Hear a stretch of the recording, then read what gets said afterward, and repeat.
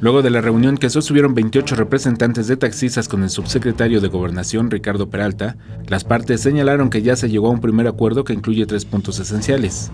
Encontrar una ruta jurídica para analizar la legalidad de las aplicaciones para el transporte. Que el transporte de pasajeros de plataformas digitales y concesionado tenga regulaciones equitativas.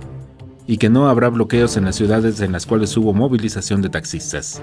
Si el uso de las aplicaciones es legal, se desarrollará una que esté disponible para transporte privado y taxistas.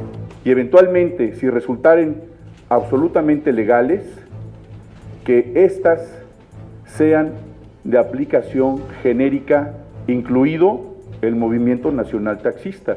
El secretario de Finanzas del Movimiento Nacional Taxista, Ángel Morales, señaló que el compromiso es no afectar a terceros.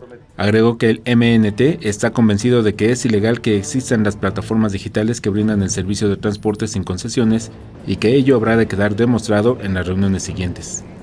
Porque en México, en la República Mexicana, para prestar el servicio se requiere una concesión o se requiere un permiso en las áreas federales.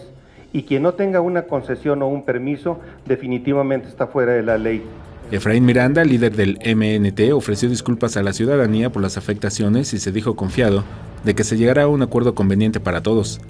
Lamentablemente se nos salió de control porque no era el propósito del Consejo Directivo de impedir el libre tránsito en algunas vialidades.